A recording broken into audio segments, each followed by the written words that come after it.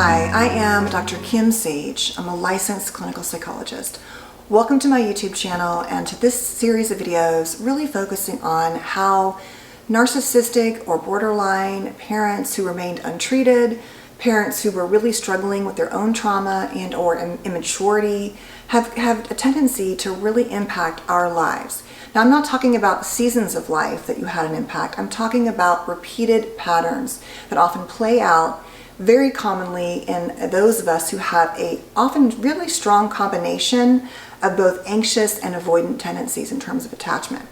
So if you're new here, please check out my links down below on the courses I've created, Remothered, about how to heal your inner child and inner parent, and of course, really my flagship course called Healing and Dealing with the Trauma of Being Raised by Borderline and or Narcissistic Parents.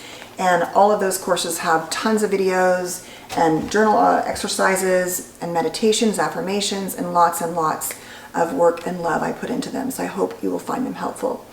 Okay, so we've been talking this week about how the core idea of parents who struggle like this really have this imprint of distortions in terms of the thoughts they put in our minds and what we believe about ourselves and the world. And so we can struggle with issues around, seeing everything in good or bad, right or wrong, all or nothing terms. We can struggle with, being never wanting to be like our parents, as I discussed in the last few videos. But what happens in one issue is that we believe, as I mentioned yesterday, that we must always be nice, because if we're being anything that shows we're not nice, it looks like our parents. We want to avoid that. That often includes, though, us disregarding our boundaries, self-advocacy, dealing with conflict or anger. And what it really means is that I can't say no, right? It's not an option to say no. And people have talked about the idea of nice versus kind. I'll make a video about that later. And so the idea is that when we're being nice, we're trying to sort of do something that is pleasing or agreeable for others. Whereas kindness comes from like our sense of self and our heart. We're not seeking to be rewarded or seen as pleasers or caretakers. And don't forget that caretaking is a huge part for many children raised by untreated narcissistic and borderline parents especially. And so what happens is we believe we can't say no, right? We have to find a way to always avoid saying, you know what, I don't really want to do that, or that doesn't feel right for me. We have learned that that is not an option. And so in childhood, we learned that saying no outright was not okay. In fact, saying no was often punished or shamed, right? You were sent to your room, but that wasn't an option. You just weren't allowed to say no. And if you did, you were the bad child for saying no. It wasn't ever seen as a boundary or a right as a human being or things like that. And so what they basically do is these parents will respond with anger and rage if you try to set a boundary or say no. And so you learn very quickly that that is scary and dangerous, if it's just emotionally dangerous or otherwise. And so you learn that setting a boundary or having any kind of self-advocacy equals you being attacked, you being punished, feeling bad about yourself, and so you want to avoid that at all costs. So that really is that heart of people-pleasing and caretaking, that avoidance of what we experienced when we tried to do those things in childhood. And so what do? We try to avoid it and be nice. And remember that we're, being the good one. When we're nice, we're the good one. We have somehow this like feeling of being better than, because we don't want to be like those parents. But deep inside, we're holding our own rage and resentment and sadness and fear and anxiety and worry. So on the one hand, we're trying to be good and nice and not say no. Deep inside, we believe oftentimes at the core, we won't say this, but it shows up in our lives. We believe that we aren't good. There's something wrong with us. And then in between that is all of what we feel when we don't get to speak up for ourselves and advocate and set boundaries. So we put all those feelings away. We minimize them, we numb them, we compartmentalize them, we distract them, and we basically don't honor what we feel. And then we have physical and mental health complications as a result.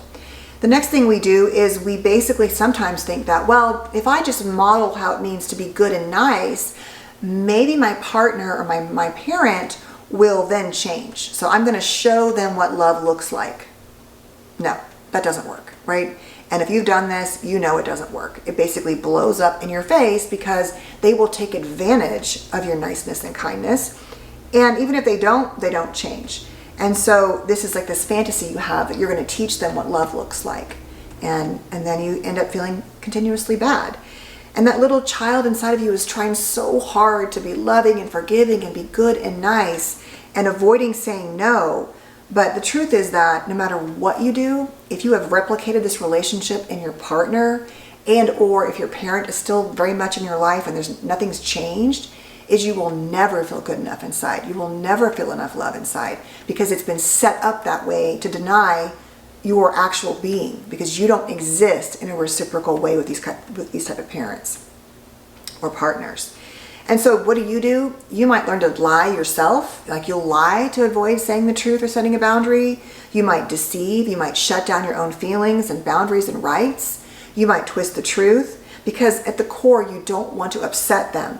And so that also would mean that you're not being nice, right? And that equals danger. Not being nice equals danger because of their anger. So you will not go there.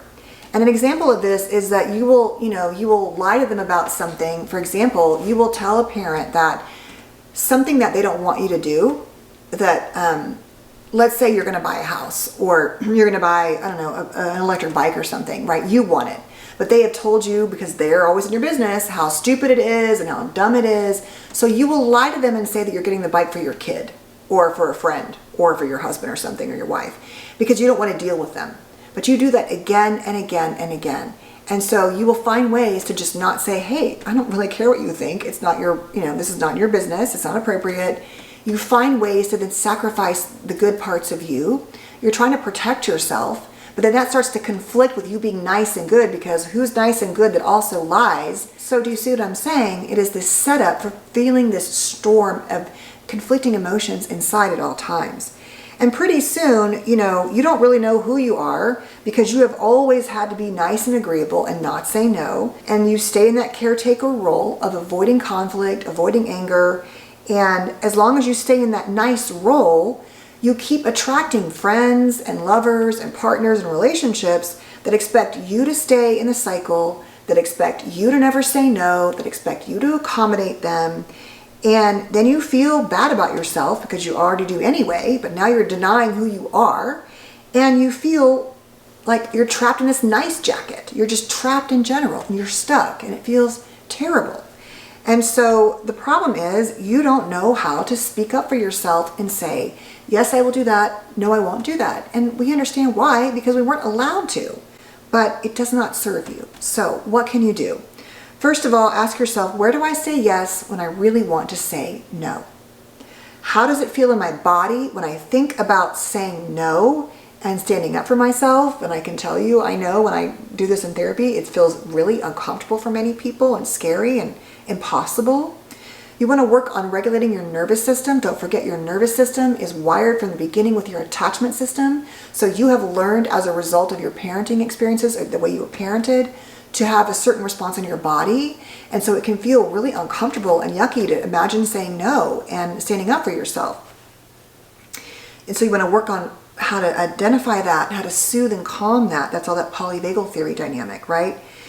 You want to look at what thoughts and feelings come up around the idea of saying no and setting boundaries. You want to ask yourself, what does it mean to be nice? What does it really mean? And what do I have to sacrifice? What parts of myself do I have to give away to stay in that all good, always nice role, to not say no? What do I really feel inside? What does it feel like when I don't say, no? What does it feel like when I keep acting like everything is fine? What does it feel like? What am I sacrificing in my heart and my soul about who I am? And has staying nice ever changed them or changed things for me in some major way in these difficult relationships? The answer is likely no. And then how would it feel if I stopped being so nice and I stopped rotating around everyone else? Would that be scary? Yes. But how long are you going to keep doing that and taking the hit on yourself? That's the bottom line.